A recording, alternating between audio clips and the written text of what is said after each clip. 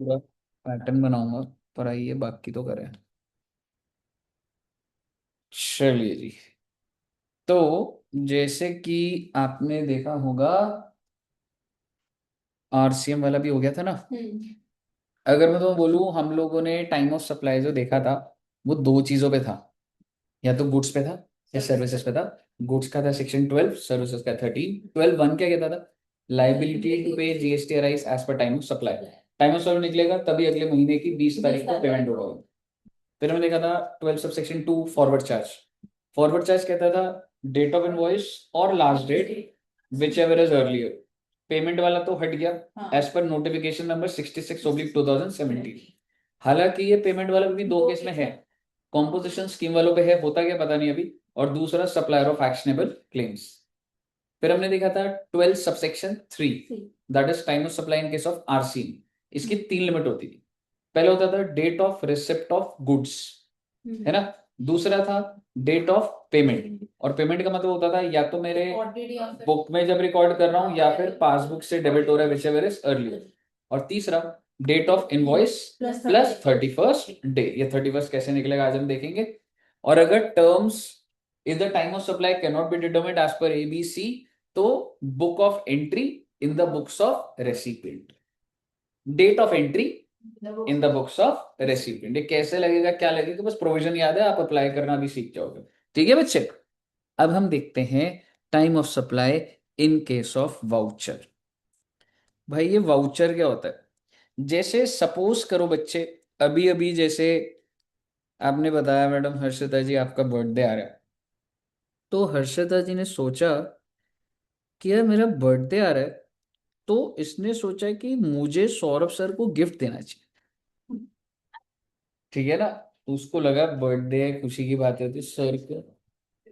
नहीं, वो बन गया हुआ है ना, मतलब सर का।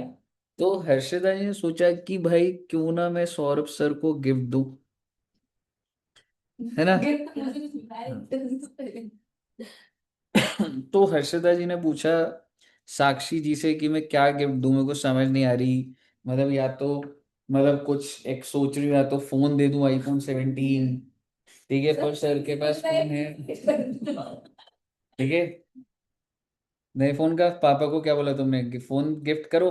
हाँ, मिल तो जाएगा। ठीक है।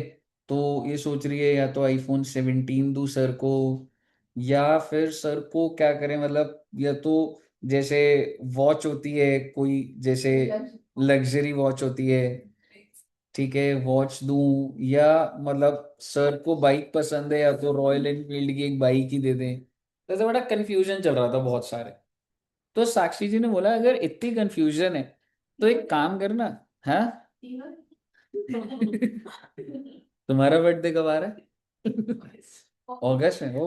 मेरा भी अगस्त में ही है। तुम्हारा कौन सा अगस्त में है? जिस दिन आपने पार्टी दी, आपकी आपने किसी और ने कुछ कर दिया था। 20th को, हाँ। 13th। ठीक है। तो हर्षिता जी ने बोला छोड़ो ना यार, ये सब नहीं, कंफ्यूजन है, पता नहीं सर को ऐसा ना लगे कि इतने सस्ते सस्ते गिफ्ट दे दिए। ठीक है। तो हर्षिता ने बोला कि मैं ना शॉपर स्टॉप चले जाती हूँ, और शॉपर स्टॉप में बोलती हूँ कि मेरे को ना कुछ सामान नहीं लेना, तुम मुझे एक वाउचर इशू करके दे दो, मैं तुम्हें पैसे दे दूंगी। वाउचर मतलब भाई होता है वो गिफ्ट वाउचर। देखा आपने, गिफ्ट वाउचर होता है। तो हर्षिता जी ने 5 लाख रुपए दिए, और शॉपर स्टॉप को 5 लाख दिए। क्या कुछ शॉपिंग करी? नहीं। शॉपिंग तो मैं करूंगा ना। ठीक है। तो ये वाउचर लिया, और ये वाउचर मुझे दे दिया। ठीक है, सीखो बेटे, कितनी अच्छी बच्ची है, देखो आपका ही बर्थडे आया है 13 तारीख को, ध्यान रखना। ठीक है, डन है ना ये 5 लाख का? मुझे तो मिल नहीं रहा। ठीक है। तो अब आप मुझे बताइए, अब अगर तुम सोच के देखोगे, क्या शॉपर स्टॉप को ये पता है कि जब मैं आऊंगा तो मैं क्या खरीदूंगा? नहीं। क्योंकि हो सकता है मैं वहां जाके वॉच खरीद लूं, परफ्यूम खरीद लूं, शूज खरीद लूं, और अलग अलग चीजें खरीद लूं। तो मैं ये कहना चाह रहा हूँ कि भाई एक तरीके से शॉपर स्टॉप के पास पैसे आए, और उसने वाउचर दिया। तो अब जीएसटी पे एक सवाल आता है ना शॉपर स्टॉप का, कि भाई मैं जीएसटी कब लगाऊं। ठीक है। तो अब समझना, वाउचर के केस में क्या सप्लाई आइडेंटिफिएबल था eight the time of issue of voucher? इस चीज को क्या बोला जाता है कि शॉपर स्टॉप ने क्या कर दिया, इशू ऑफ। जैसे आज आप गए तो आज क्या डेट है, 7th, नहीं 6th ऑफ अप्रैल को वाउचर इशू हो गया, ठीक है। तो सब क्या, जब इशू हुआ क्या शॉपर स्टॉप को पता है मैं क्या चीज खरीदूंगा? नहीं, हो सकता है मैं 10 दिन बाद जाऊं, 20 दिन बाद जाऊं, ठीक है। तो डिपेंड करता है, आंसर इज क्या सप्लाई आइडेंटिफिएबल है? नहीं है। दूसरा, हो सकता है आइडेंटिफिएबल हो जाए, कैसे? अगर शॉपर स्टॉप सिर्फ एक ही प्रोडक्ट में डील करता होता तो, यानी कि तुम एक ऐसी जगह जाती जहां पे सर्विस ही एक ही मिलती है, गुड्स ही एक मिलता है, तो शॉपर स्टॉप में क्या आइडेंटिफिएबल हो सकता है? नहीं हो सकता। तो टाइम ऑफ सप्लाई कब आएगा? That is date of redemption of voucher. यानी कि भाई जब मैंने आपसे पैसे लिए, मैं शॉपर स्टॉप हूं, मैं शॉपर स्टॉप हूं, मैंने आपसे पैसे लिए, पर क्या मुझे पता है कि वो जो बंदा आएगा वो क्या शॉपिंग करेगा? नहीं पता। तो मेरे को क्या पता मैं कौन सा रेट लगाऊं अभी, क्या जीएसटी चार्ज करूं? हो ही नहीं सकता। लेकिन अगर मैं आपको बोलूं कि कंफर्म्ड बात है कि उस वाउचर से शूज खरीदे जाएंगे, तो क्या शूज से मुझे रेट पता होता है? पता होता है। तो भाई साहब आपने जब मुझे पैसे दिए थे ना, मैं उसी टाइम पे उसका टाइम ऑफ सप्लाई आ जाता और अगले ही महीने मुझे सरकार को पेमेंट करनी। यानी कि वाउचर अगर आइडेंटिफिएबल हो पा रहा है कि उससे बिकेगा क्या, तो टाइम ऑफ सप्लाई क्या हो जाएगा? Date of issue of voucher. यानी कि शॉपर स्टॉक वाला बोलेगा कि मैडम सुनिए, ये जो आपने मुझे 5 लाख रुपए दिए, इसमें 4.5 लाख रुपए का तो गिफ्ट रहेगा, बाकी 50,000 रुपए जीएसटी है मैडम, शूज के ऊपर जो होता है। आप समझ रहे हो मैं क्या बोल रहा हूं? क्यों? क्योंकि सर सिंपल सी बात है, आपको दो बातें समझनी है। वाउचर जब इशू हुआ, सप्लाई इज आइडेंटिफिएबल और सप्लाई इज नॉट आइडेंटिफिएबल। अगर सप्लाई आइडेंटिफिएबल तो उसी टाइम ऑफ सप्लाई आ गया जब इशू करा, और अगर जब नहीं है तो date of redemption of voucher. Clear है जी? कहीं ना कहीं तुम एक चीज ये कह सकते हो सर, मतलब आप ये कहना चाह रहे हो कि ये एक ऐसा केस है जहां पे एडवांस पे जीएसटी लग गया है, क्योंकि टेक्निकली मैंने बेचा तो नहीं है। ठीक है, so this is a kind of a case कि क्योंकि फ्यूचर में बिकेगा, पर उसका टाइम ऑफ सप्लाई आज आ गया है। समझ रहे हो? हालांकि फॉरवर्ड चार्ज में ऐसा नहीं होता था, but yes in case of voucher आप कह सकते हैं, because it is a kind of, जो हर्षदा ने पैसे दिए वो एडवांस पेमेंट ही तो है। सामान में खरीद रहा हूँ 6 महीने बाद, लेकिन एडवांस पेमेंट पे ही टाइम ऑफ सप्लाई आ रहा है। बताइए, क्लियर है बच्चे? इसके ऊपर ना एक खतरनाक वाली अमेंडमेंट आई है, एक पेज भर के पूरा, उसको शॉर्ट में पहले क्रिस्प बनाकर फिर बोलो। अभी तक का मतलब बिफोर अमेंडमेंट ऐसा चलता था, ठीक है। अब इसके बाद है 12 subsection 5, time of supply for residual case, की जो केसेस बच गए। हाँ जी, अमेंडमेंट है तो बाद में लिखना है। हाँ वही अलग ही लिखवाऊंगा उसको, जगह मत छोड़ो, सिर्फ इतना लिख दो, फिर नीचे जब नोट्स बन जाएंगे वहां पे लिख लेंगे, ठीक है। अब आप समझना, time of supply in case of residual. Residual मतलब सर अगर हम ऊपर के केस में फॉल ही नहीं कर रहे, ठीक है, तो आई मीन कुछ ऐसा केस है जैसे कि सरकार कह रही है इनवॉइस देगा, इनवॉइस नहीं है, लास्ट डेट बता, रिमूवल, रिमूवल की डिटेल नहीं है।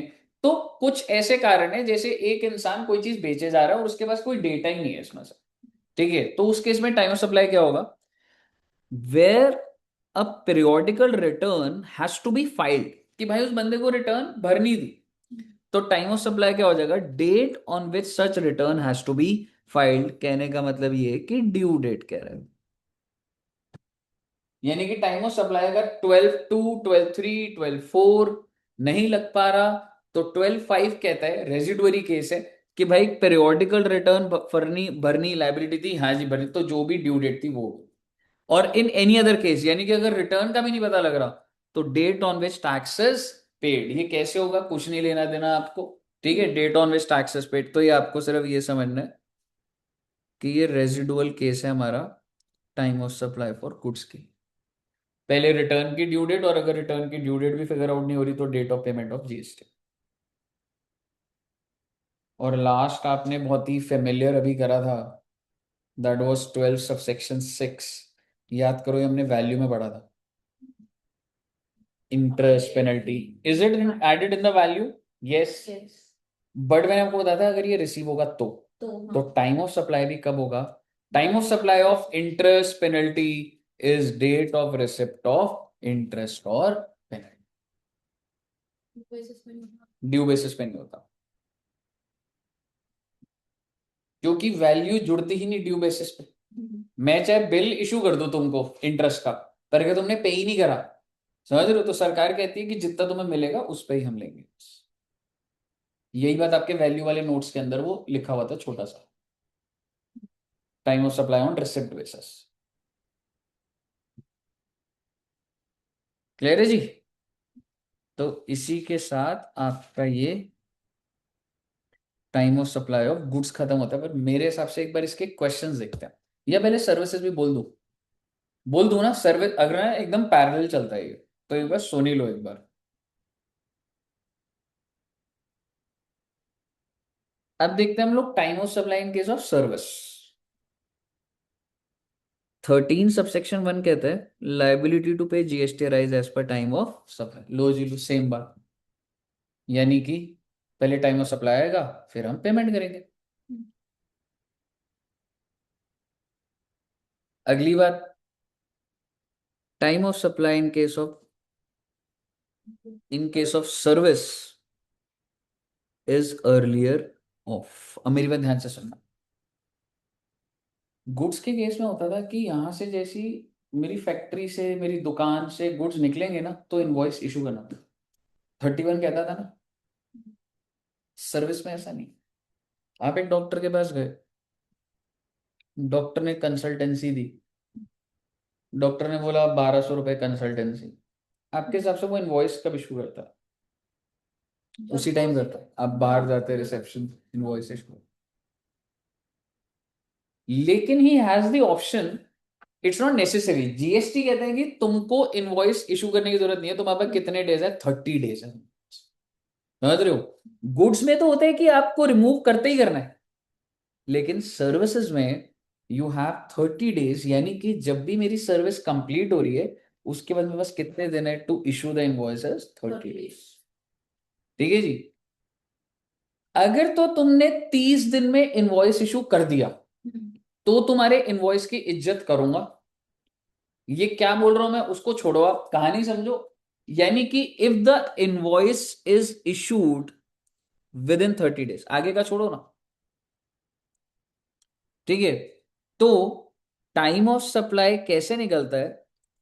Date of issue of invoice और लास्ट डेट, यानी कि ये तो एक ही पॉइंट हो जाता है ना। और लास्ट डेट क्या बोला मैंने आपको? 30 डेज। ठीक है? और दूसरा क्या है? Date of receipt. ये date of receipt in bank account which ever is earlier. ले देखे, अगर मैं तुम्हें सिंपल सी बात बोलूं, अगर आप इधर एक बार देखोगे, देखना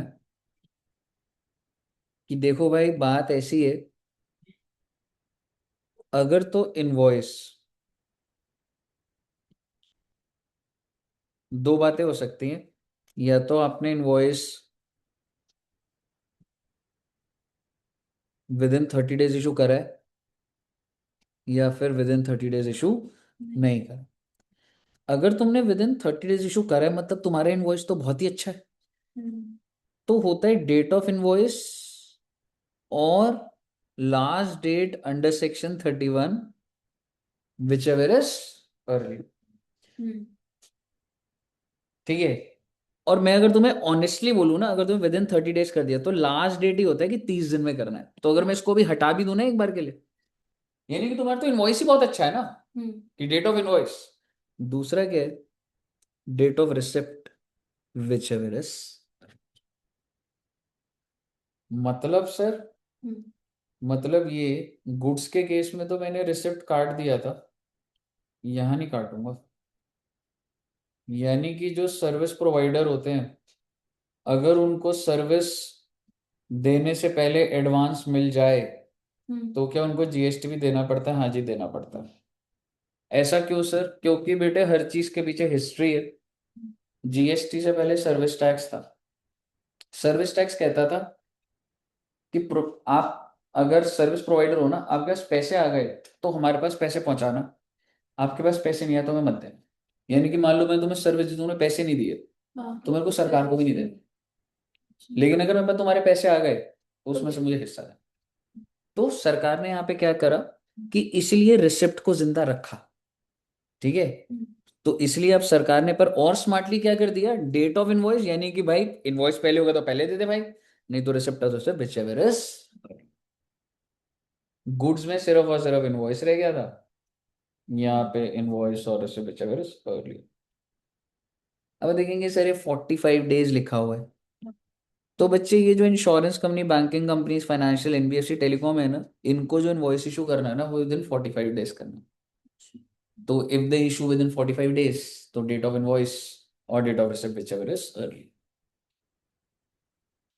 इनके लिए 45 दिन, बाकियों के लिए 30 days. Doctors, engineers, CA, CS, CMA, lawyers, सबके लिए वही।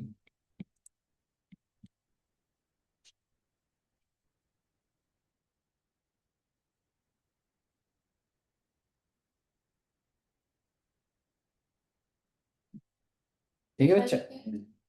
FI financial institution.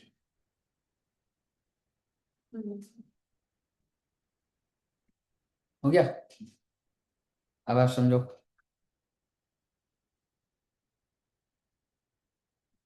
अगर invoice is not issued within 30 days और विद इन 45 डेज, तो भैया आपके इनवॉइस की इज्जत बंद। सीधा सीधा जो पॉइंट पकड़ूंगा वो पकड़ूंगा date of completion of service. यानी डॉक्टर ने, आप समझिए डॉक्टर ने आज सर्विस दी और डॉक्टर ने 50 दिन लगा दिए इनवॉइस इशू करने में, तो मेरे को जानना भी नहीं है उसके इनवॉइस की डिटेल। कंप्लीशन कब हुई थी, आज हुई थी ना, और आज क्या डेट है, 6 अप्रैल। मैं कंप्लीशन पकड़ लूंगा। और दूसरा तो वही है डेट ऑफ रिसिप्ट, और रिसिप्ट का मतलब कि जब भी मैंने रिसीव करा, या यानी कि रिसिप्ट बुक्स में जब एंट्री डाली, या मेरा पासबुक क्रेडिट हुआ, विच एवर इज अर्ली।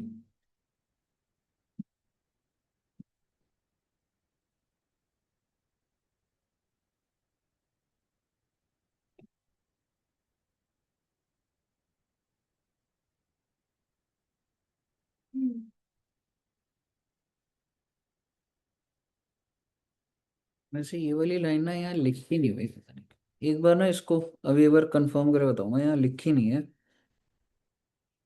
सिर्फ और सिर्फ अगर मैं बोलूँ ना, सिंपल सा क्या होता था, इनवॉइस टाइम पे इशू करा या टाइम पे इशू नहीं करा, टाइम पे करा तो इनवॉइस और रिसिप्ट, नहीं करा तो कंप्लीशन और रिसिप्ट।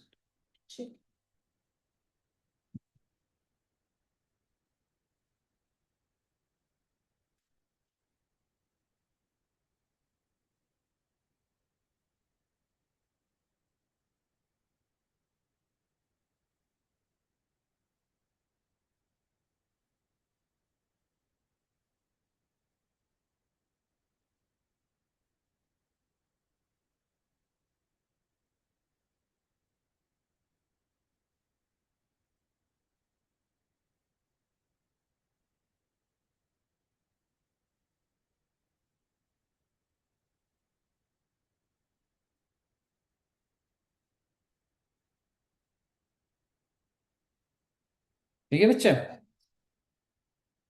अब ये जो है ना सर्विस में एक चीज लिखी है, देखो गुड्स में ऐसा नहीं लिखा था, और वो ये कह रहा है if time of supply is not determined as per A और बी अबव।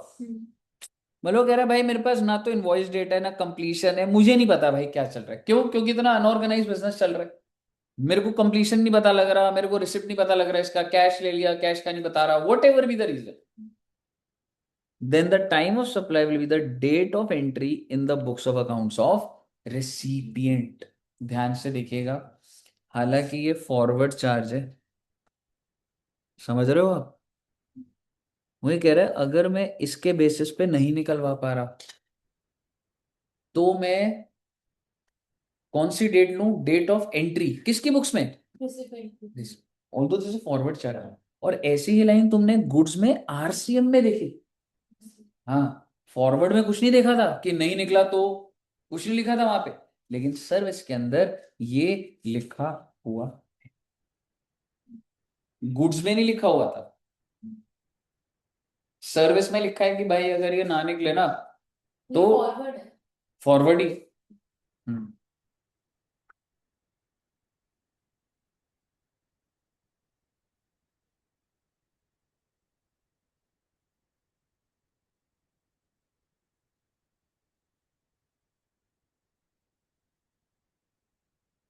ठीक है जी। चलिए, अब एक बार मैं एसोसिएटेड पे आऊंगा, पर एक बार आपका फ्लो बना रहेगा आरसीएम पे। तो ले दे के तुम लोगों ने फॉरवर्ड चार्ज में क्या सीखा सर्विस में, that you have to check whether invoice is issued within 30 days or invoice is not issued within 30 days. If invoice is issued within 30 days, then date of invoice or date of receipt, whichever is early. If invoice is not issued, then date of completion or date of receipt, whichever is early. और अगर आपका ए और B के अंदर, ए और B की limit से आपका नहीं निकल पा रहा, तो date of entry in the books of recipient. ठीक है जी।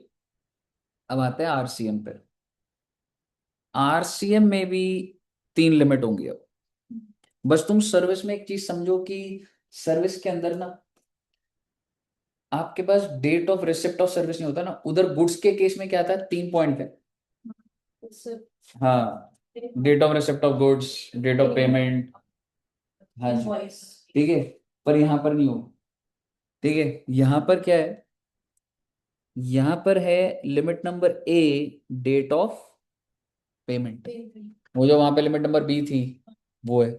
और पेमेंट का मतलब भाई मेरे हिसाब से पेमेंट मेरी बुक्स में या फिर बैंक में, विच एवर इज अर्ली। दूसरा point, invoice date issued by plus 61st day. वहां पे था 31st डे, यहां पर है 61st डे। अब ये नया पॉइंट आया नीचे, लिमिट नंबर सी जो डाली। अभी जब तुम थोड़े से और बड़े हो जाओगे, तुम समझोगे कि अगर सप्लायर ने इनवॉइस इशू नहीं करा तो ना रेसिपिएंट को इशू करना पड़ता है। ये हम एक चैप्टर में पढ़ेंगे। देखो, आरसीएम क्या होता है, एक सप्लायर, एक रेसिपिएंट। पर अभी तक तुम्हें क्या समझ आ रहा है, इनवॉइस कौन इशू कर रहा है, जो विदाउट जीएसटी भी चाहे हो चाहे सप्लायर कर रहा है ना। लेकिन अगर ये नहीं इशू करता, अनरजिस्टर्ड है, कुछ भी रीजन है, तो क्या रेसिपिएंट को इनवॉइस इशू करना पड़ता है? हाँ बेटे, हाँ करना पड़ता है। ये अभी रीसेंट ऐड हुआ है, रीसेंट, पहली बार करा रहा हूं ये मैं। तो तीसरी लिमिट ना अभी तुम्हारे को क्वेश्चन में नहीं दिखेगी, पर जब तुम पूरा जीएसटी कर लोगे तुम्हें रेलेवेंस समझ आएगा। तीसरी लिमिट है date of issue of invoice by recipient in case invoice is to be issued by supplier, लिखा है ये issued by recipient, it is to be issued within 30 days of receipt of goods or service। चलिए, अभी तो उसके बाद भी है। क्या हुआ, देख पूछ रहा हूं मैं तो। 4, 4:30। वाला लोग खा लिए क्या? वो ऊपर वाला खा लिया, ऊपर से। ठीक है। ये जो तीसरा पॉइंट है ना, थोड़ा झमेले वाला है। ठीक है। इससे क्या होता है कि अभी, कि भाई मतलब आप ये कह सकते हो, तीसरा पॉइंट क्या बोल रहा है कि सर अगर सप्लायर इशू ना करे तो रेसिपिएंट को इशू करना होगा, और टाइम ऑफ सप्लाई क्या हो जाएगा जब भी रेसिपिएंट करेगा। और आपको वैसे बता रहा हूँ रेसिपिएंट को कितना टाइम दिया गया, विद इन 30 डेज। ये हम इनवॉइस चैप्टर में पढ़ेंगे, ये वहां से जाके कनेक्ट होकर यहाँ दोबारा आएगा, जब मैं वहां कराऊंगा फिर दोबारा यहाँ लेकर। मतलब अगर सप्लायर ने उन 30 डेज के अंदर नहीं किया तो रिसीवेंट करेगा। देखो, कभी कभी क्या होता है, जो सप्लायर होता है ना, ये ना आरसीएम में अनरजिस्टर्ड इंसान होता है। अनरजिस्टर्ड होता है, जैसे छोटी सी दुकान है, तो उसके बस की नहीं होती इनवॉइस भी देना, पर उस पर आरसीएम होता है। तो अगर उस पर ये नहीं लग रहा, तो ये बंदा इशू करेगा रेसिपिएंट को। और कितने डेज में करना है इसको, with in 30 days from the receipt of goods और सर्विसेज। अभी अगर तुम्हें बोलूं नोट्स बनाने के लिए, इतना समझने के लिए सफिशिएंट है, बट अगर तुम मोटा मोटी समझोगे तो आरसीएम की तुम्हारा फोकस सिर्फ पहले 2 लिमिट्स पे होना चाहिए। पहली डेट ऑफ पेमेंट, और दूसरा invoice by supplier plus 61st। इसकी जरूरत पड़ी किसी क्वेश्चन में तो हो सकता है, ठीक है, पर यस इंपॉर्टेंट है, पर थोड़ा और ग्रो करके हमारे को बेटर समझ आती है पर ठीक है। इनवॉइस जो भी डेट होती है ना, उसमें 61 डेज अभी जोड़ेंगे, अभी हम क्वेश्चन पे आने वाले हैं, बस कैसे होगा अभी तुम बस याद करके चल रहे हो अभी। वाउचर की एकदम सेम बात, क्या सप्लाई आइडेंटिफिएबल है at the time of voucher? If yes then date of issue, if no then date of redemption. Same residual same, अगर ऊपर के हिसाब से time of supply of service ना निकले, where the return has to be filed, then the due date on which return is to be filed, that is due date only. और अगर नहीं पता लग रहा हो तो date on which tax is paid, है ना। And last is time of supply of interest penalty fees, date of receipt of interest और पेनल्टी।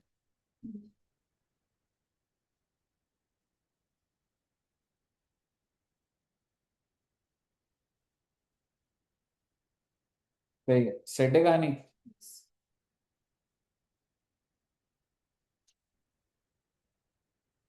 ले दे के तुमने देखा कि ऑलमोस्ट सेम टाइप ही चल रहा होता है। ठीक है, और ये पेपर में आता है 5 नंबर का, अभी देखेंगे अब क्वेश्चन जो होंगे। बस मैंने तेरे को तुमको एक एसोसिएटेड एंटरप्राइजेस बताना था, और ये फॉरवर्ड चार्ज के अंदर ही है। वो क्या बोल रहे हैं, time of supply in case of import of service, मतलब भाई कोई आउटसाइड इंडिया, मान लो यूएस से सर्विस दे रहा है, किसको दे रहा है, दिल्ली में दे रहा है, ठीक है, फ्रॉम एसोसिएटेड एंटरप्राइज। देखो एसोसिएटेड एंटरप्राइजेस होता है जो कि एक ही ऑर्गेनाइजेशन की होती है, कुछ ना कुछ उसका नेक्सस होता है। जैसे you can say Yes Bank of USA is giving some service to Yes Bank of कालका जी, तो एसोसिएटेड एंटरप्राइजेस होता है, ठीक है ना। तो भाई अगर ये दे रहा है सर्विस, तो बाहर वाला इंडिया वाले को सर्विस दे रहा है, सबसे पहले स्टेप बाय स्टेप क्या सर इस पे जीएसटी होना चाहिए? बिल्कुल होना चाहिए, क्योंकि ये इंपोर्ट है, डेस्टिनेशन ऑफ सर्विसेज इंडिया है, तो जीएसटी होना चाहिए, पहली बात। दूसरी बात, सर क्या इस पे फॉरवर्ड चार्ज लग सकता है? नहीं लग सकता, बताता हूँ क्यों। क्योंकि आरसीएम लगता है, क्योंकि ज्यादा कंट्रोल किसका है? इन्हीं का है, ठीक है। अब सवाल ये है कि टाइम ऑफ सप्लाई निकलेगा कैसे, तो वो ये कह रहे हैं time of supply will be date of payment by enterprise two, यानी कि ये जो एंटरप्राइज टू है, यही जो मैंने लिखा है एसोसिएटेड एंटरप्राइज है, एंटर, ठीक है, यही लिखा है ना दोनों में, और रेसिपिएंट जो है वो इंडिया में, और सप्लायर जो है आउटसाइड इंडिया है। तो एक तो पॉइंट हो गया डेट ऑफ पेमेंट, भाई तू पेमेंट कब कर रहा है, और दूसरा है और date of entry of service in books of accounts of enterprise two, which ever is early. मतलब समझाएंगे सर, सपोज करो कि मैंने, इसने मेरे को सर्विस दी आज, ठीक है, आज क्या डेट है, 6 अप्रैल, और मैं आपको कह रहा हूँ मैंने तो इसको कोई पेमेंट ही नहीं करी, 6 साल निकल गए। पर भाई एंटरप्राइज, इसने रिकॉर्ड तो करना चाहिए ना इसको, ठीक है। तो रिकॉर्ड इसने कब करी? जब इसने सर्विस ली थी तभी रिकॉर्ड कर ली, मान लो, ठीक है। तो मैं क्या लूंगा, विच एवर इज अर्ली, ठीक है जी।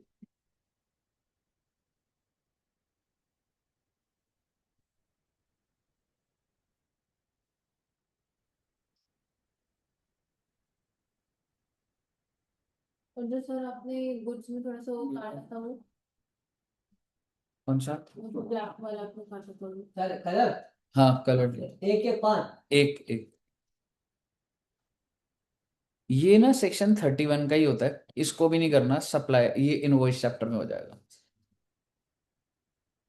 यार इसमें ना क्वार्टर एंड होता था यार, मैं तुम्हें अभी नोट्स दिखाऊंगा तो ये लिखवाना, अभी तुम ऐसे लिख लो, एक चीज अपडेट करो, जिस क्वार्टर में बुक करा होता है उस क्वार्टर की लास्ट डेट ली जाती है, पर अभी नहीं बोलूंगा इसमें।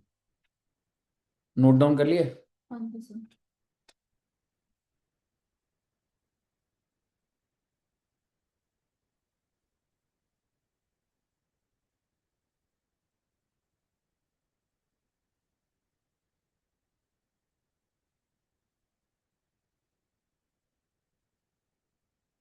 चलो।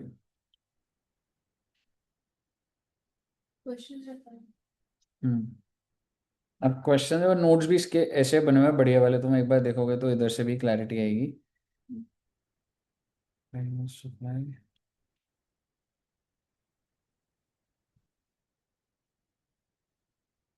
सबसे पहले एक चार्ट ही दिखाऊंगा मैं।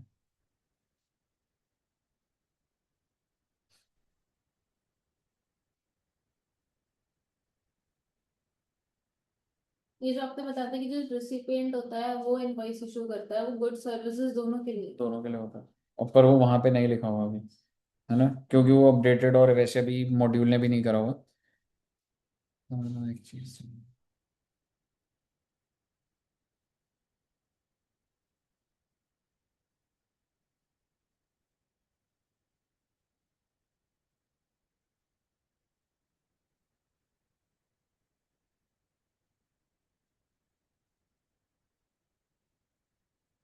हम्म। एक बार ये पढ़ना है जैसे।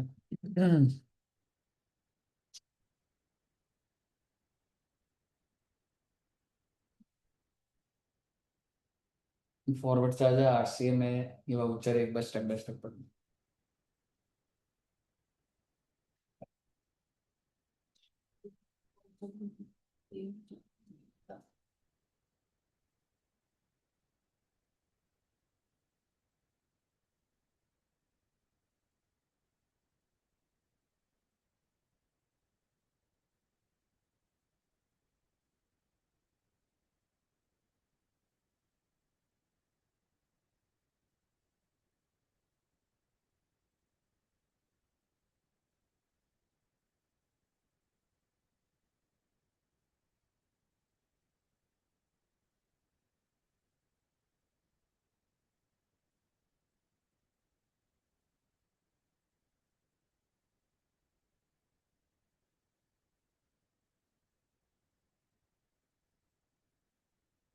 पढ़ लिया। लास्ट डे ना, ऐसे इतना टाइम नहीं होता, 10 मिनट का चैप्टर बन जाता है। समझ रहे हो? बहुत सारा डेटा होता है और वो है तो मतलब बना हुआ है, इधर भी जैसे लिखा हुआ है। ये वाला डन है। Unascertainable date of entry in the books of recipient, voucher के बारे में। हाँ ये रेसिपिएंट सर्विस रिटर्न सर्विस सब कुछ है। क्लियर है? एक बार देखते हैं time of supply of service.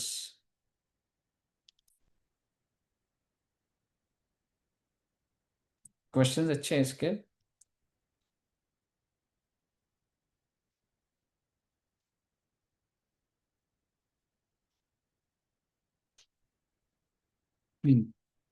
ठीक है। इसमें देखोगे फॉरवर्ड चार्ज है, if invoice is issued within the time specified in the 31, if yes तो क्या हो जाएगा, date of invoice, date on payment is recorded, या फिर credited which ever is earlier. ठीक है ना। एंड इफ नो तो provision, date of provision of service, date on which payment is recorded, या फिर ये तो वही पॉइंट दोनों डेबिट क्रेडिट। ठीक है ना। और इसी के फॉरवर्ड चार्ज में ये लिखा आ गया था, कैन नॉट बी डिटरमाइंड। हाँ, ये तुमने लिखा भी है अभी, है ना। बस एक चीज मैं तुम्हें बोलना चाहूंगा, हम मेरे नोट्स में वो ऐसे लिखा हुआ था तो मैंने कार्ड भी दिया था, पर मैं डबल श्योर हो जाऊंगा कहीं कुछ ऐसा चेंज तो नहीं आया था। कुछ ऐसा तो नहीं है। Date of issue of invoice. तो तुमने जो मैंने तुम्हें कटवाया था ना वो सही कटवाया था। ये वाली लाइन ये लिखी तो नहीं थी ना, ये काट दिया था मैंने। हाँ बिल्कुल बिल्कुल, डेट ऑफ इशू। हाँ बिल्कुल, यहाँ पे एक ही सिंगल इनवॉइस थी और इधर कंप्लीशन था। ठीक है ना, फालतू का लिखा हुआ इधर। सेट है कहानी। आइए अब देखते हैं एक बार।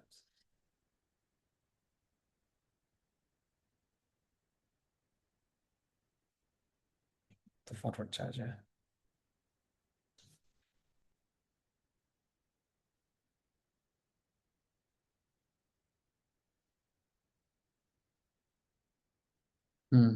अब देखिए आरसीएम का, date on which payment is recorded, as per books या डेट ऑफ पेमेंट। इसको तो तुम एक ही पॉइंट जैसे हो गया ना हमारा, है ना, ये तो उन्होंने एलैबोरेटेड ही करा होता है, एक ही पॉइंट ही होता है ये। ठीक है, दूसरा क्या है, 61 days invoice matters. In case invoice is required to be issued by the supplier. लेकिन एक थर्ड और आ गया ना, वही वो जो हमने लिखा, date of issue invoice by the recipient where the invoice is required to be issued by the recipient, that is within 30 days of receipt of service। ठीक है जी।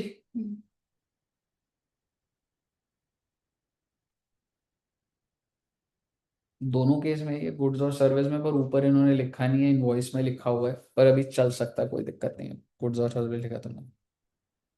आगे बढ़ो।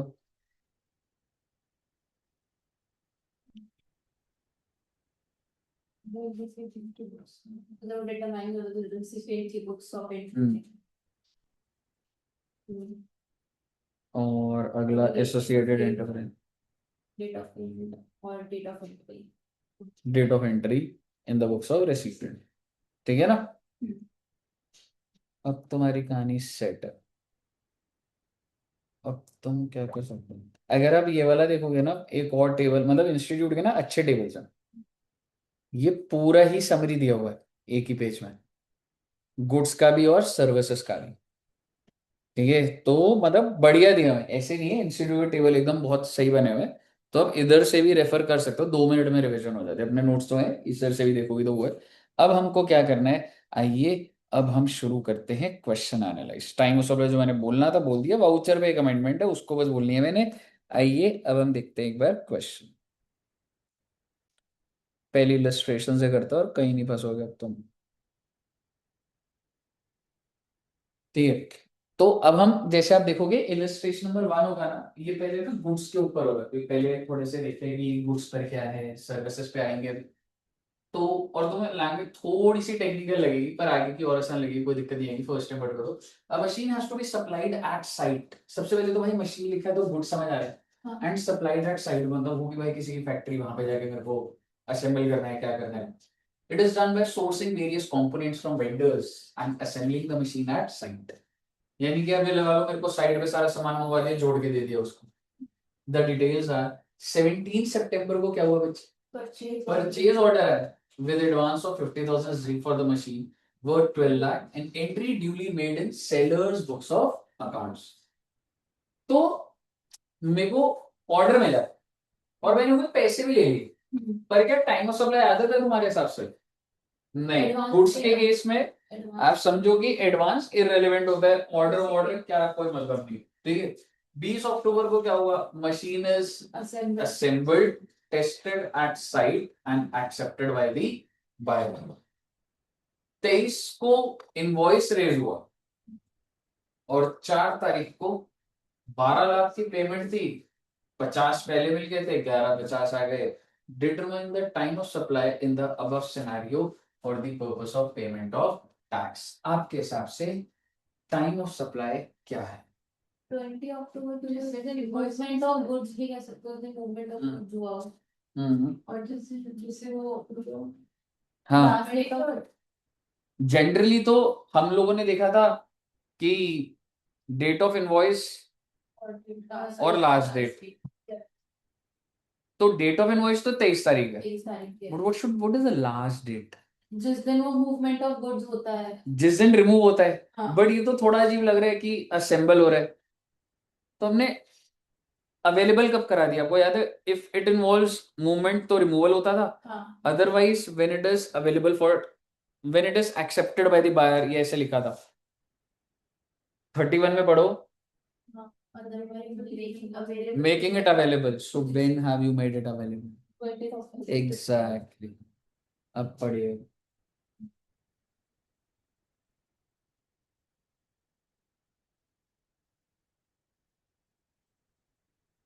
20th और 23rd में से एक बार वो मूवमेंट ऑफ गुड्स वाला दोबारा बता। मूवमेंट ऑफ गुड्स होता है, मेरे इधर ऑर्डर नॉर्मल शॉप है और यहाँ से 1,000 अमाउंट का ऑर्डर है मुझे महाराष्ट्र पहुंचाने, और ये शॉप है, तो जब इस शॉप से बाहर जाएगा तो ये इनवॉइस इशू। और इस वाले में क्या? इसमें मैं असेंबली जब करी, मेकिंग इट अवेलेबल।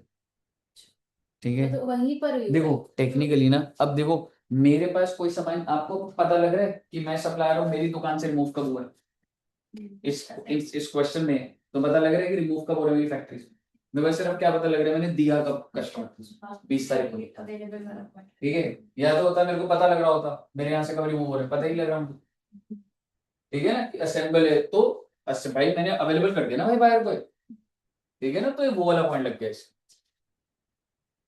और थोड़ा सा लैंग्वेज को भी देखना, मतलब इस तरीके से लिखना होता है।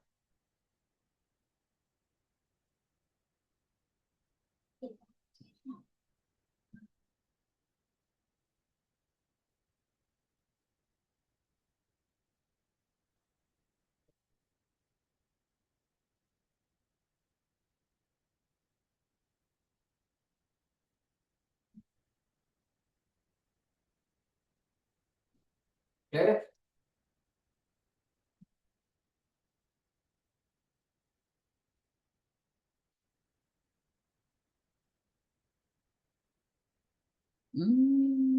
ये वाला मैंने तुम्हें नहीं कराया अभी, बच रहा है अभी, कंटेनर सप्लाई भूल गया था, बताया नहीं।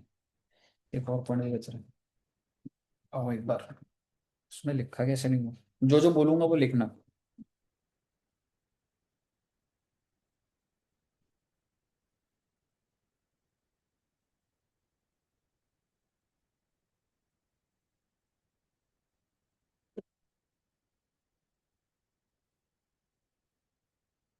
हम्म,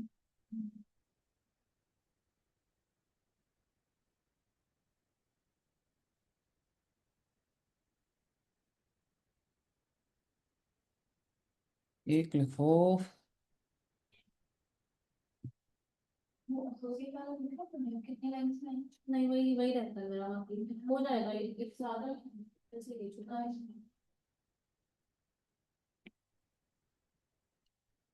time of supply in case of advance up to 1000 rupees.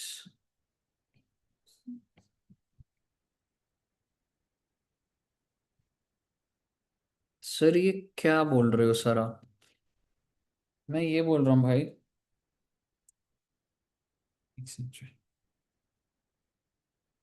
देखो कभी कभी ऐसा हो सकता है कि मान लो मैं रिमोट बेच रहा हूँ, तो एक इंसान है मिस्टर ए, और आज ही के आज की बात करूंगा, 6 अप्रैल 26 को उसने रिमोट सेल करा।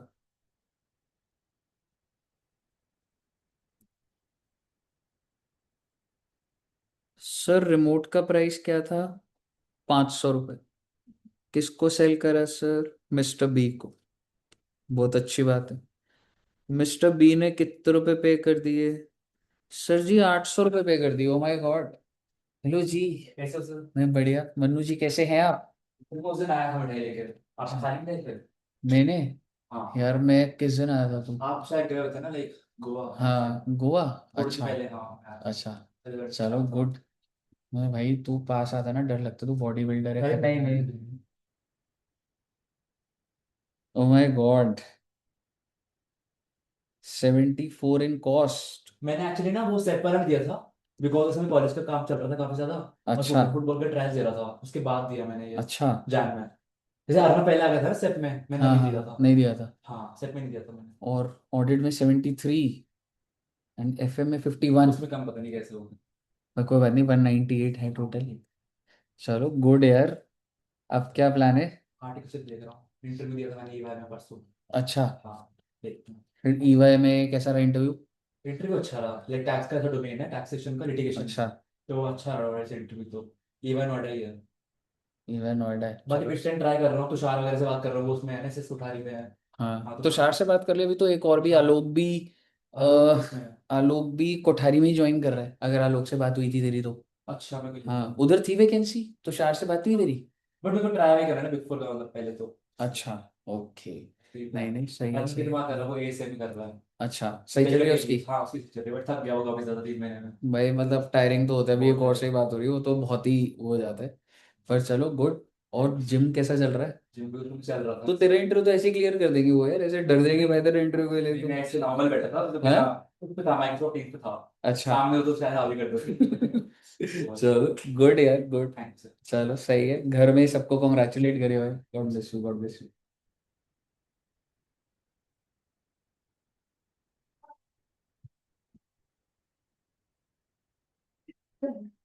तो एकदम बहुत ही खतरनाक, ये बहुत ही इंटेलिजेंट बच्चा है, पहले के टाइम में क्लियर ही नहीं करना, मजे मजे में पूरे निकालने, बातें करते रहते थे, फिर झटका लगा, फिर मैंने अच्छा करा।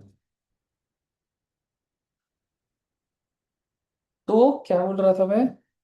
हाँ, अब अगर मैं आपको बोलूं कि टाइम ऑफ सप्लाई क्या होगा, तो सबसे पहले तुमको लगेगा, आई मीन सरकार को मैंने क्या देना है, सबसे पहले मुझे बताओ, क्या मैं कह सकता हूँ ये गुड्स है? तो लॉजिकली टाइम ऑफ सप्लाई, इसने जो इनवॉइस इशू करा होगा, इसने इनवॉइस कितने का इशू करा होगा? 500 का ही करा होगा, विद जीएसटी वोट एवर, है ना, विद जीएसटी होगा। पर सर पैसे तो ज्यादा आ गए, तो कितने रुपए एडवांस आ गए अगर आप समझ सकते हो तो? 300 रुपए। पर डू आई नीड, क्या इसका टाइम ऑफ सप्लाई अभी आ गया? नहीं। नहीं, क्यों? क्योंकि भाई गुड्स पे एडवांस का कोई लेना देना ही नहीं होता है, तो टाइम ऑफ सप्लाई तो 500 रुपए ही है। आई मीन आप अभी अमाउंट से एकदम रिलेट नहीं करोगे, कुछ क्वेश्चन देखोगे तो सही है, बट इफ आई से कि अगर मैं एडवांस बोलूं 300 रुपए जो है, तो इसका टाइम ऑफ सप्लाई आप ये कह सकते हो अभी नहीं आ सकता, because this is advance and this is goods. Goods के केस में एडवांस पकड़ने पर टाइम ऑफ सप्लाई नहीं आता। लेकिन भैया बात ऐसी है, अगर ये कोई सर्विस होती, हाँ जी, तो 1000 रुपए तक तो ना आता, पर 1000 से ऊपर होता तो उसी टाइम आ जाता है। मेरे कहने का मतलब है, मिस्टर ए ने 6 अप्रैल 26 को एक सर्विस दी, कितने रुपए की? 500 रुपए की। अच्छा जी, मिस्टर बी को, ठीक है, और मिस्टर बी ने इसको कितना पे कर दिया? 800। तो आप समझो कि टाइम ऑफ सप्लाई कितने रुपए का आ गया? 500 का। अरे सर, पर सर ये तो 300 रुपए इसका भी तो आ जाना चाहिए था, है ना? क्योंकि सर हमने तो अभी अभी पढ़ा, time of supply of service में डेट ऑफ रिसिप्ट भी होती है, तो 300 रुपए तो एडवांस आ गया। लेकिन आप समझो ये जो एडवांस है, you can say that this is up to 1000 rupees. अगर कभी कभी क्या होता है, अगर एडवांस जस्ट थोड़ा अप टू 1000 में होता है ना बच्चे, तो ये जो एडवांस है ना, इसका टाइम ऑफ सप्लाई कब आता है? Time of supply is next invoice. Sir ये आप कैसे श्योरिटी से कह सकते हो कि नेक्स्ट इनवॉइस होगा? देखो बच्चे, ये उस टाइम में चल रहा है जैसे रिलायंस एयरटेल के बिल्स आते हैं ना, पोस्टपेड कनेक्शन के, इलेक्ट्रिसिटी का, तो लोग ना कभी कभी 100 रुपए ज्यादा, 200 रुपए ज्यादा, 300 रुपए ज्यादा कर देते हैं, तो उनके लिए थोड़ा मुश्किल हो जाता है। एग्जैक्टली, तो वो नेक्स्ट इनवॉइस के अंदर ही कैप्चर हो जाता है, वो वर्किंग वो वैसे बना लेते हैं कि इस ये जो, मान लो ये रिलायंस है, रिलायंस ने बिल बनाया 500 का, इसने पेमेंट कर दी 800, तो मुझे इस 500 पे ही जीएसटी पे कर, ठीक है, एग्जैक्टली, ये जो एडवांस है वो नेक्स्ट इनवॉइस के बेसिस पर ही हो जाएगा। लेकिन सवाल ये है कि अगर इसने, मिस्टर ए ने पेमेंट 800 की जगह 1800 करी होती, तो अब मुझे बताओ एडवांस कितने रुपए हो जाता? 1300 रुपए। क्योंकि भाई बिल तो 500 का था। आप सोचो, मैंने बिल बनाया था 500 का, और मैंने रिसीव कितना कर लिया? 1800। इनवॉइस तो 500 का बना है। कैन आई से कि इट इज अबव 1000? क्या मैं बोल सकता हूं? तो इसका टाइम ऑफ सप्लाई तो इज रिसिप्ट डेट ओनली। सोच के देखो कि इसका टाइम ऑफ सप्लाई, तो अब ना टाइम ऑफ सप्लाई अगर मैं काट के दूं आपको, कि सर देखो 500 का टाइम ऑफ सप्लाई, तो देखो सर आपने 6/4 कोई बिल बनाया मान लो, और अगर मैं आपको बोलूं 6/4 को पेमेंट भी आ गई, सिंपल रखें, तो 500 का तो 6/4 हो गया, और जो एडवांस आया उसका भी क्या हो गया बच्चे, 6/4।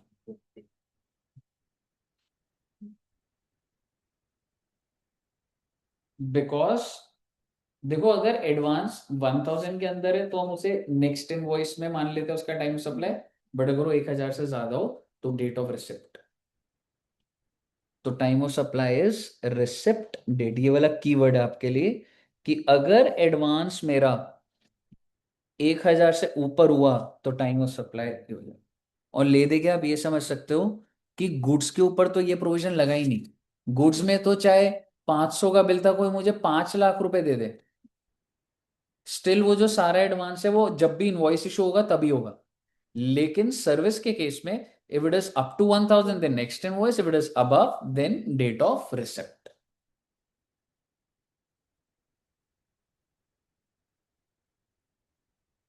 क्लियर है? ओके।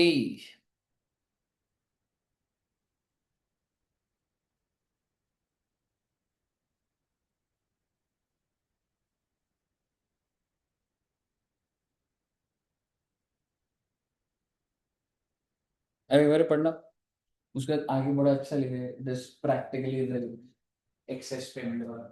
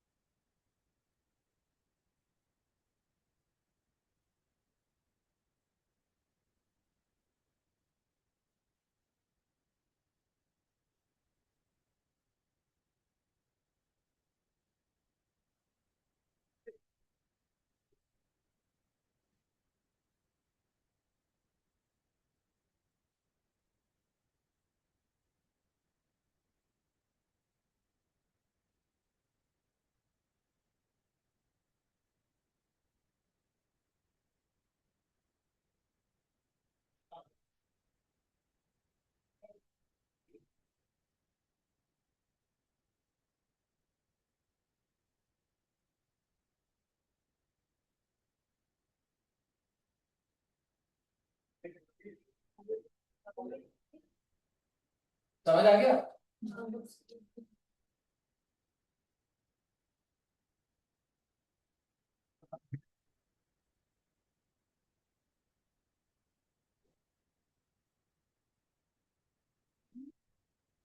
इसके बारे में हमको लिखवाना पड़ेगा, अभी तो इतना सारा करा है। पहले वो इलस्ट्रेशन 2 अभी होल्ड पे ही है, मेरे को बोल देना। कंटिन्यूस सप्लाई ऑफ सर्विस में लगा था इनवॉइस में आएगा, यहाँ पर एक क्वेश्चन था, पर कोई बात नहीं अभी करेंगे। पर पहले एक बार ये देखते हैं थोड़ा सा। Determine the time of supply from the following information. Supplier invoice goods tax और आरसीएम, ओहो आरसीएम है तो मई 4 दिया हुआ है सप्लायर। अच्छा, इनवॉइस किस दिन इशू हुआ है, मई 4 को, and 30 days from the date of issue of invoice elapses on June 3। अब एक बार जरा पहले ना, चलो पहले एक बार पूरा पढ़ लेते हैं। और गुड्स कब रिसीव हुए एंड पेमेंट कब करी है? तो बेसिकली अगर मैं बोलूँ 3 लिमिट होती थी, पहला होता था रिसिप्ट मई 12, दूसरा होता था पेमेंट मई 30, और तीसरा होता था invoice date plus 31st day. क्या आप एक बार निकाल सकते हैं? वो उन्होंने निकाला भी है 3 जून। एक बार दिमाग लगाओ कि कैसे निकलेगा। जैसे अगर मैं बोलूं May 4 है, ठीक है, तो सिस्टम क्या होता है, May 4 को ना हटाया जाता है, जैसे हमने बिल्स ऑफ एक्सचेंज में देखा था। तो मेरे कितने दिन रह जाते हैं वैसे तो, और मई के कितने हो गए?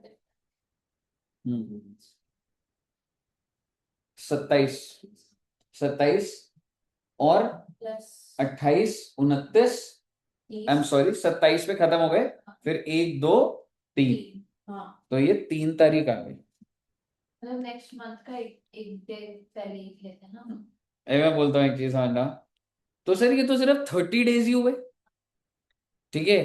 तो बेसिकली ये लोग अपने सिस्टम में क्या करते हैं कि May 4 को इंक्लूड करते हैं। हम लोगों ने क्या करा था, उसको एक्सक्लूड करा था, ठीक है। अभी आगे से और भी एक चीज वो पता लगेगी, पर क्या मैं कह सकता हूं कि अगर तुम जैसे May 4 है, अगर मैं इसको इंक्लूड करता, तो अगर मैं बोलूँ तो कितने दिन बाहर होते, सिर्फ 3 दिन, तो 28 दिन तो यहाँ हो जाते, क्योंकि मैं 4th को काउंट करता। 1 2 1 छोड़ दे तो हाँ, तो 28 डेज हो जाते हैं।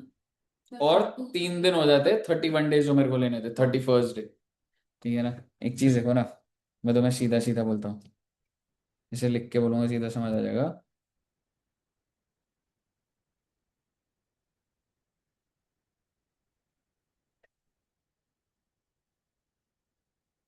जो अभी ये जो इलस्ट्रेशन हम कर रहे हैं, इसमें डेट क्या थी, डेट ऑफ इनवॉइस May 4, और वैसे इनवॉइस डेट में क्या लिखा हुआ था, +31st डे, ठीक है।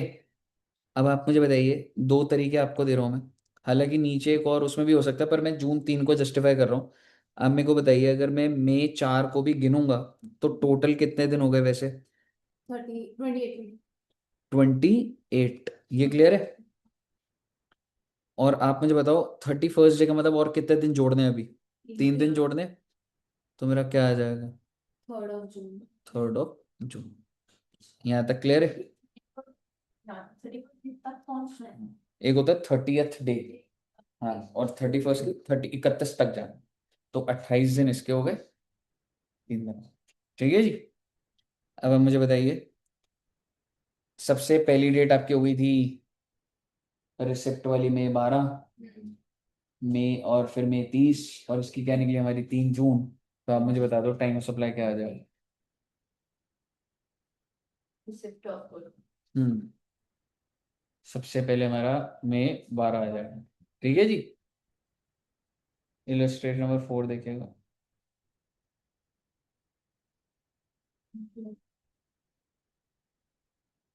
इसमें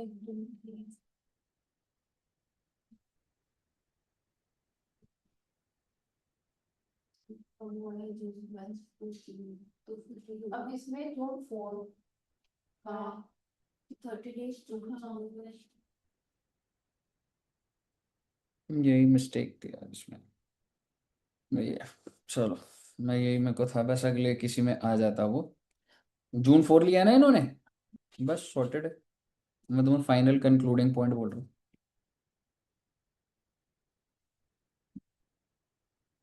मुझे याद नहीं आता मिस्टेक कौन सी थी बस, ठीक है। अब मुझे एक बात बताओ, May 4 है, जैसे मैं तुम्हें बिल्स ऑफ एक्सचेंज में बताता, अब ये फाइनल पॉइंट बोल रहा हूँ, यही रजिस्टर करना, और आगे के सारे पॉइंट में यही होगा, यही ऊपर की 2 मिस्टेक होती थी जिसको मैं वो कर रहा था। May 4 दिया हुआ है, मेरे को May 4 नहीं देखने का, जैसा हम बिल ऑफ एक्सचेंज में करते थे, ठीक है जी। अगर मैं May 4 नहीं देखूंगा, तो मेरे को कितने दिन तक जाना है, 31st, तो 27 +3 करूंगा तो 30, क्योंकि 31st है तो 4।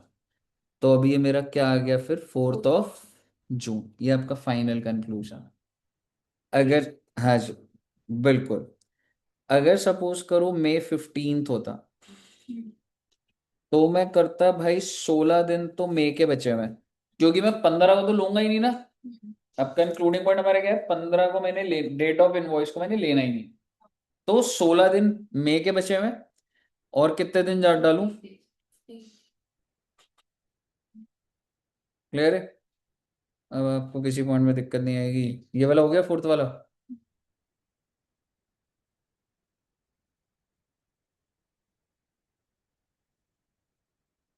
वाउचर वाले बच्चों वाले हैं ये।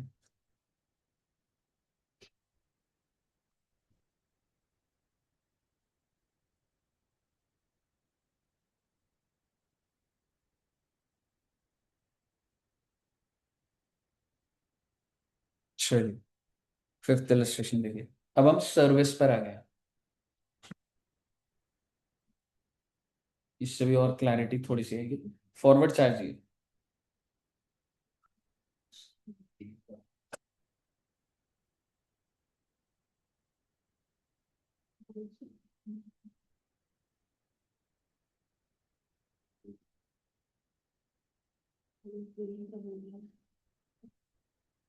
इसको ना थोड़ा ऐसे सोचो कि देखो, जैसे फंक्शन कब का है?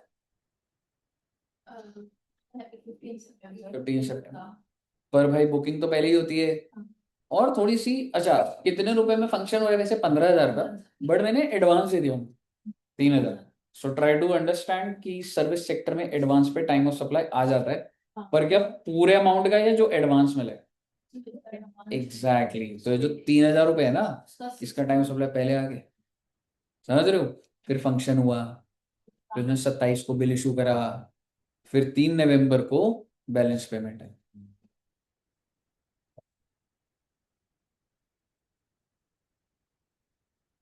ये 12,000 का इनवॉइस के लिए हाँ हाँ, तो पहले तो 3,000 का समझो, उसका तो टाइम सप्लाई आ ही गया। ठीक है,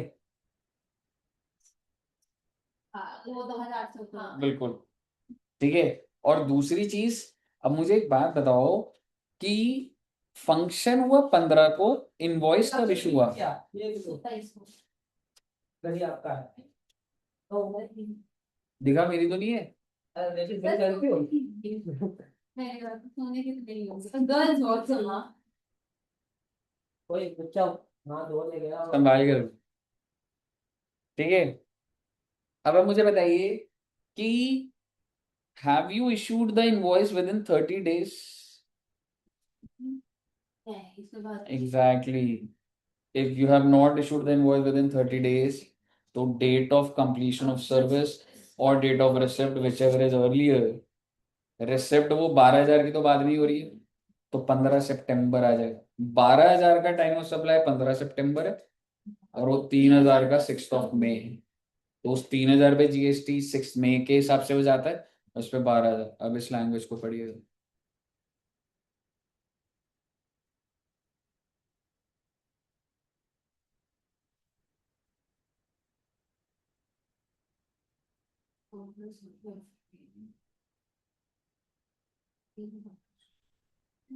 हाँ, और बाकी सबकी जो सर्विस जो जैसे खत्म की ना की। 15 सितंबर। ठीक है ना?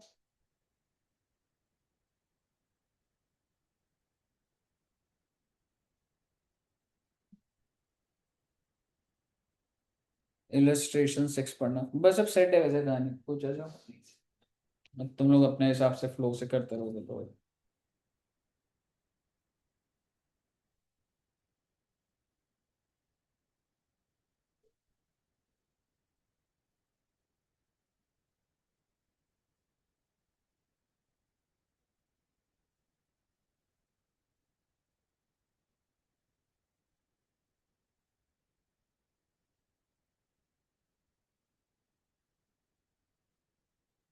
कि डेट क्लियर नहीं है, नॉट के नॉट डेटा नहीं। ये वो वाला है, वो जो सर्विस में नीचे की अगर नहीं पता लग पा रहा तुम्हें। हाँ। तो ये तो 4 अप्रैल उसकी बुक्स में लिखा हुआ है ये। Apartment owner showed a payment of in cash on 4th, तो हमारे पास एक ही डेट आ रही है कि भाई 4th अप्रैल को पेमेंट करी थी। तो मैं टाइम ऑफ सप्लाई भी वही ले लूंगा, वही ले लूंगा कि रेसिपिएंट ने जब भी रिकॉर्ड करा है तो in its books of accounts. Clear है? ओके। ये वाले तुम करते रहोगे, मतलब ये तो फर्दर केसेस बने हुए हैं। ये एडवांस वाला है। ये वाला एक बार पढ़ लो। टेलीफोन कंपनी रिसीव 5,000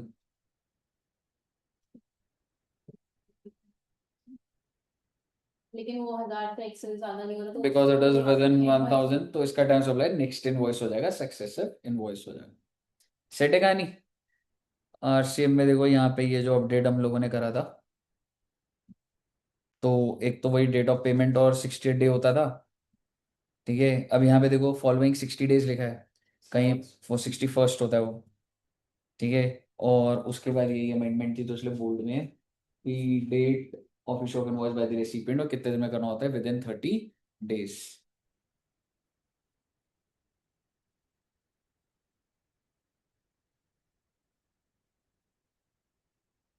इसकी भी डेट एक बार वो देख लेंगे, बस 7th इलस्ट्रेशन कर लो।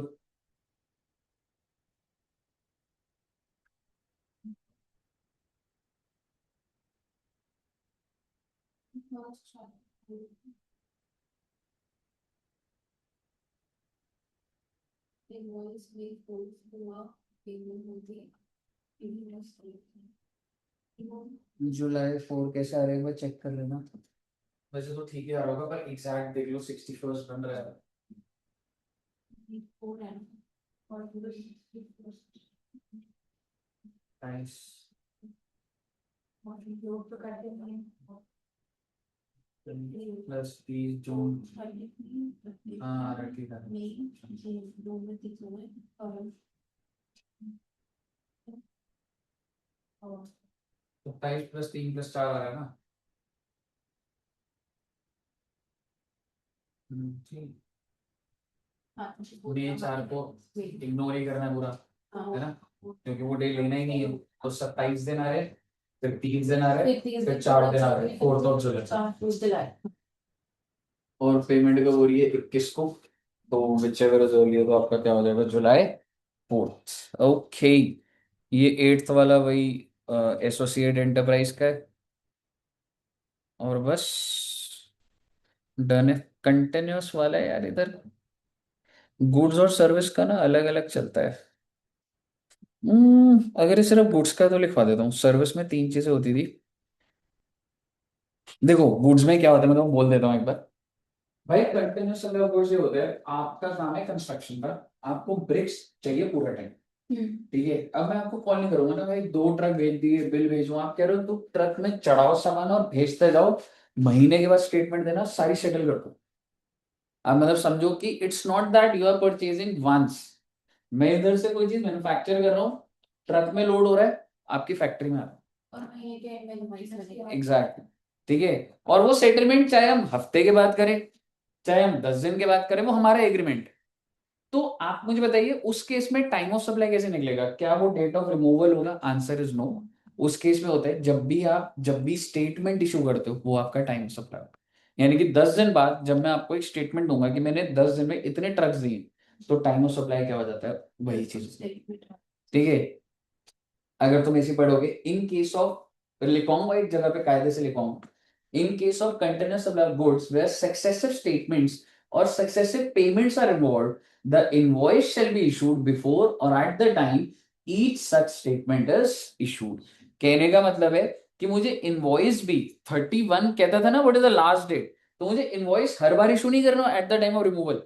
मेरे को तब इशू करना है इनवॉइस जब मैं वो स्टेटमेंट दे रहा हूं, और टाइम ऑफ सप्लाई तो हमारा क्या है, date of issue of invoice. मैं ये बोलना समझ आ गया। अगर मैं स्टेप बाय स्टेप बोलूं, पहले आप इनवॉइस का समझो। मैं कंटिन्यूअस गुड्स भेज रहा हूं, इनवॉइस कैसे इशू करूं, अभी तक हमने ये सीखा है इनवॉइस रिमूवल पे इशू होता है।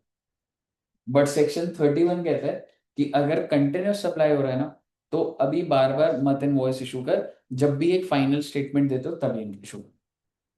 ठीक है, so invoice, so you can say this is an exception. Generally हमेशा रिमूवल पर होता है, बट कंटिन्यूअस सप्लाई के अंदर आप whenever you issue the statement you can issue the invoice. दूसरी बात, फिर इसका टाइम ऑफ सप्लाई कब आएगा, वो तो date of issue of invoice ही होता है। समझ रहे हो, लॉ जो कहता है कि लास्ट डेट, वो तो यही होता है। तो ये चीज है। अब आप देखेंगे, हमारी वो इलिस्ट्रेशन नंबर 2 थी, तो ये पाइपलाइन के थ्रू गुड्स भेज रहा था।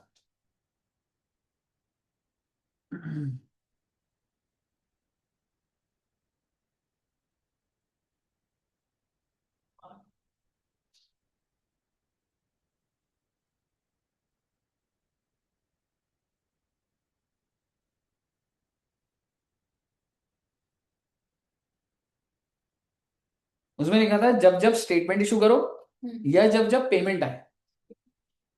ठीक है, मतलब कि आपको इनवॉइस कब इशू करना है, when ever that statement is issued और when ever that payment is received.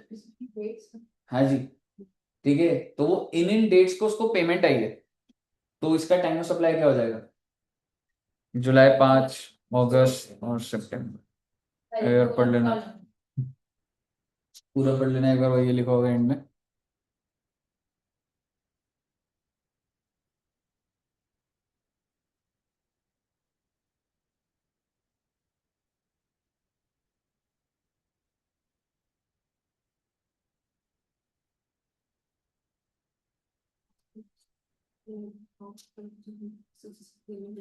Language पकड़ना, जैसे ड्राफ्टिंग करिए वैसे थोड़ा।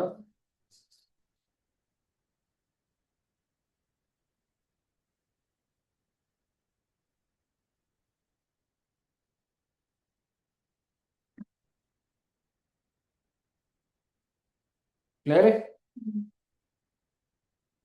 क्योंकि कंटेनर सप्लाई ऑफ गुड्स है, तो जब जब स्टेटमेंट हो रही है, जब जब पेमेंट आ रही है, ऑन और बिफोर इनवॉइस इशू करना है, और टाइम सप्लाई वही हो जाएगा, डेट ऑफ इनवॉइस। क्लियर है जी। तो बच्चे इसके बाद तो छोटे छोटे एग्जांपल जो भी आ रहे हैं ये आपके हो जाएंगे, और टाइम ऑफ सप्लाई भी आपका डन है।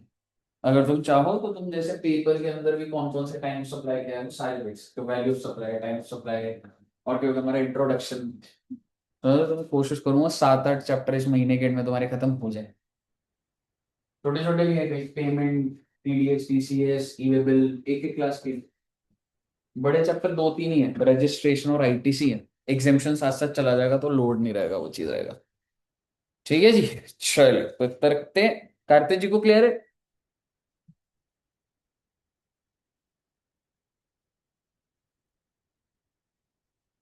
Kartik ji, okay, very good, very active.